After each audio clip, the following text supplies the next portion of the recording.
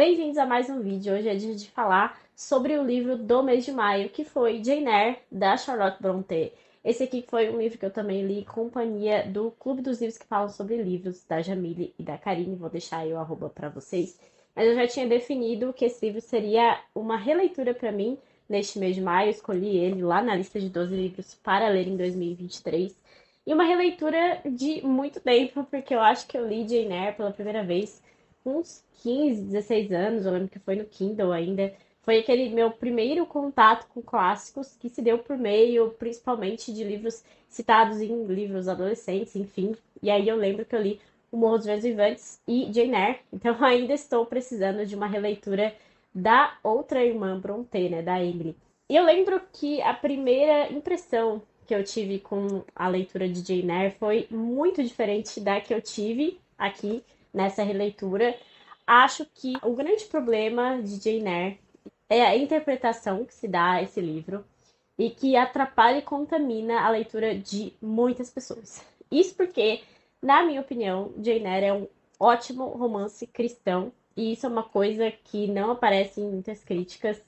Ele é colocado principalmente como um livro feminista, a Jane Eyre como uma pessoa livre, como uma pessoa que busca a emancipação dos direitos da mulher e que não quer ligar para homem, que ela consegue ser livre sozinha. E tudo isso contamina a nossa imaginação na leitura desse livro de uma forma nefasta, porque a gente não consegue observar as nuances de perdão, de amor, e principalmente de um amor cristão que existe nesse livro aqui e que eu acho simplesmente lindíssimo.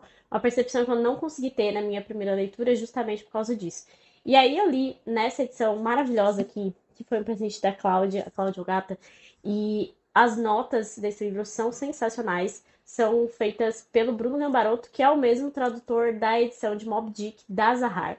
E ele é tradutor e também fez os comentários, as notas de rodapé. E assim, as notas de rodapé desse livro aqui são impecáveis. O problema dessa edição da Zahara é o texto introdutório, que é puramente feminista. E aí a gente tem aqui mais 7 páginas panfletando o feminismo numa obra que, ao meu ver, você comete um anacronismo absurdo colocando ideais aqui de uma mulher que odeia homens e que não liga para os homens, enfim. Não vou entrar no assunto feminismo de uma forma prática. Eu sei que vai ter gente falando, nossa, mas feminismo não é odiar homens, nossa, mas feminismo é só por direito, só por igualdade. Esse é o ponto. Jane Eyre, em nenhum momento do livro, pede por igualdade. Em nenhum momento do livro ela diz que não que quer viver em pé de igualdade com homens. O que ela busca aqui, de fato, faz todo sentido com a obra publicada em 1847, num período vitoriano, é a liberdade de trabalhar onde ela quer e de viver com quem ela quer, de casar com quem ela quer. E também a liberdade de ser uma mulher cristã, de ser uma mulher que serve ao marido. E tudo isso é objeto de crítica do feminismo. Você não vem me dizer que isso não é objeto de crítica do feminismo. Enfim. Então aqui a gente tem uma obra maravilhosa que vai ser muito influenciada pelos romances de formação, né? Muito conhecidos aí na literatura alemã, principalmente. E aqui nós temos a autobiografia da Jane Eyre, que essa protagonista é uma protagonista que ela sofre muito, tem muitas intempéries na vida dela e ela consegue superar, especialmente por conta dos seus princípios, dos seus valores. Às vezes ela toma até atitudes que a gente acha absurdo, assim, por conta desses valores que foram colocados nela, especialmente no período aí da infância para a pré-adolescência. O que acontece aqui com Jane Eyre é que ela é órfã, ela vai ficar meio que adotada por uma tia. Na verdade, o tio, que era o irmão da mãe dela, que decidiu adotá-la, enfim. E aí essa tia tinha todo um ciúmes em relação a Jane Eyre para com os demais filhos, né? O tratamento que esse tio dava para Jane Eyre. E quando esse tio falece, ele faz a tia prometer que vai cuidar da Jane Eyre. Só que aí essa menina é atormentada por essa tia que não quer ficar com ela. Uma coisa assim meio Harry Potter, vamos dizer assim. Aquela coisa dos Dursley. Só que aí nós temos só a tia aqui. Então, com poucos anos de vida, ela já é tratada como mentirosa e dizendo que bate nos outros primos, enfim. Toda aquela coisa de revolta na infância que se tem por injustiças e tal. E aí ela vai para um colégio, que é mais um internato, até um orfanato, dá para dizer, não fica claro, mas dá para dizer que é. E é nesse orfanato que ela vai aprender muitas coisas, também de uma forma meio rígida. E aqui Charlotte Brontë vai fazer uma denúncia também a esses locais que tratavam muito mal essas crianças, elas pegavam doenças, elas não tinham uma alimentação adequada. E isso a própria Charlotte vai passar. Inclusive tem um surto de tifo nesse colégio que também levou uma irmã da Charlotte, né? Então tem muitos elementos aqui que são autobiográficos dela mesma, não só da Jane Eyre, como diz aqui o subtítulo do livro. Mas é nesse internato que ela vai fazer amizade com duas personagens muito cativantes aqui desse livro, que é a Ellen, a amiga dela, que ela faz amizade aí logo nos primeiros momentos. E a Ellen vai ensinar para ela sobre o perdão, sobre essa servidão cristã, de uma forma muitíssimo bonita, e vai deixar uma mensagem bonita para a vida da Jane, que, no meu ponto de vista, vai percorrer todo o resto da vida dela. Então, assim, são aquelas pessoas que passam a nossa vida e deixam a sua marca. Da mesma forma, a professora que ela teve aqui nesse internato, que foi uma influência muitíssimo positiva para a vida da Jane. Ela vai galgar aí uns degraus nesse colégio, ela vai dar aula, vai se tornar uma menina muitíssimo decente, muito admirada pelas pessoas, mas ela tem essa vontade de explorar o mundo, de ir além daquilo que a vida dela passou até o presente momento. E aí, com isso, ela vai colocar um anúncio de jornal para trabalhar como preceptora em alguma casa de família, enfim. E é assim que ela vai parar na casa do Rochester, que é então esse personagem masculino que vai aparecer nos livros das irmãs Brontë, que é um cara super problemático, não é um príncipe encantado, longe disso. Mas eu acho também que existe uma interpretação meio pesada ao redor do Rochester, porque em O Morro dos Ventos Viventes é um negócio muito mais bizarro. Eu acho que o personagem lá do Morro deixa o Rochester um cara muito mais legal. Deve ser o contraste. Mas enfim. Ela vai se apaixonar por esse cara. Ela vai cuidar de uma filha dele aí, que nem sabe se é filha mesmo, mas ele cuida dessa menina, que é a Adele, uma menina francesa que mora nessa residência. Enfim, é assim que começa a história a se desenrolar mesmo. É interessante porque tudo isso que eu contei agora vai quase até a metade do livro. Então, até a metade a gente tem uma narrativa mais lenta, mas a partir do momento que ela se apaixona é que começam várias coisas a acontecer ao mesmo tempo, assim. E o que incomoda às vezes na leitura até é essa virada o tempo todo. São muito plot twists o tempo todo na história, então você fica assim meio perdido. Mas ao mesmo tempo, isso faz com que você não largue o livro. Então, eu acho que o grande mérito da Charlotte nesse livro aqui é fazer com que você grude na história de um jeito maravilhoso, assim. Por isso que eu até já recomendava, e eu continuo recomendando Jane Eyre, como um dos primeiros livros clássicos que você pode ter contato, porque esse livro é tipo um novelão. Da mesma forma que O Vento Levou. Então são dois calhamaços que às vezes assustam pelo tamanho, mas que a história flui muito bem. E aí eu recomendo muito para pessoas que queiram começar a ler os livros mais clássicos da literatura, enfim. Eu acho que esse é o mérito, porque a partir do momento que ela se apaixona, muitas coisas acontecem. E aí tem um grande segredo na vida do Rochester que vai ser revelado.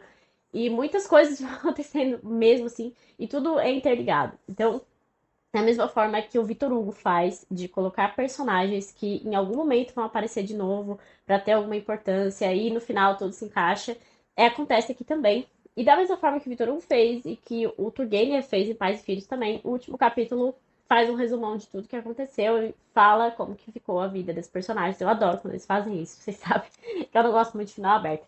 Então tem esses méritos nesse livro. E o outro mérito é a escrita linda da Charlotte. Ela escreve de uma forma muito bela, tem descrições maravilhosas nesse livro aqui, e tem frases muito bonitas também. Inclusive tem aquela famosa frase que eu não sou um pássaro e nenhuma rede me prende, nenhuma gaiola me prende, que é bem famosa da Jane. E aí por isso tem também essa questão da mulher emancipada, etc.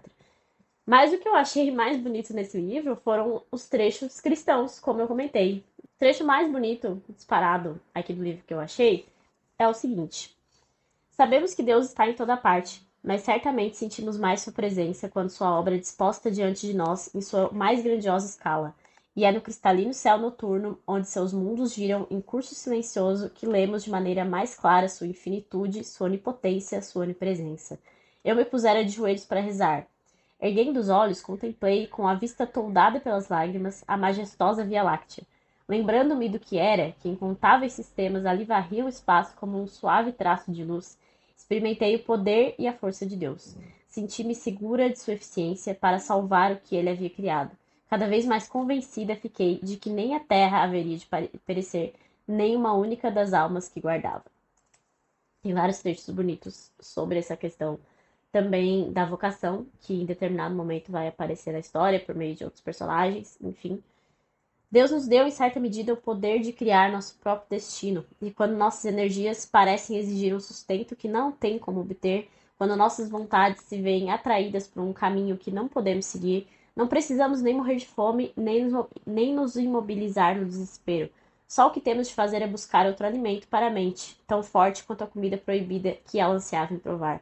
Talvez mais puro, e abrir para os pés corajosos uma estrada tão direta e ampla quanto aquela que a fortuna bloqueou diante de nós, ainda que mais acidentada. Os trechos de conversa dela com a Ellen, lá no início da história também, eu achei muito especial a forma que a Charlotte colocou aqui no livro. Não é a violência que sobrepuja o ódio, nem a vingança o que cura as ofensas. O que é, então? Leia o Novo Testamento e observe o que diz Cristo e como ele age. Faça da sua palavra a norma e da sua conduta o exemplo. O que ele diz? Ame seus inimigos, abençoe os que a amaldiçoam, faça o bem aos que odeiam e usam de modo perverso. Mais pra frente. A vida me parece curta demais para ser gasta em alimentar animosidades ou em registrar agravos. Carregamos, cada um de nós, e não há como ser diferente, o fardo dos erros neste mundo, mas há de chegar logo o tempo em que, acredito, havemos de nos despir deles ao nos despirmos de nosso corpo corruptível. Então, enfim, eu acho que não tem como interpretar essa obra ignorando tudo isso que eu acabei de comentar. Esses trechos mais bonitos que eu marquei aqui são trechos cristãos, trechos que trazem ensinamentos cristãos. E aqui, por exemplo, no livro da literatura que eu tenho aqui, tem 4 páginas falando sobre Jane Eyre que ignoram completamente essa concepção e focam no feminismo e como foi um livro feminista vitoriano.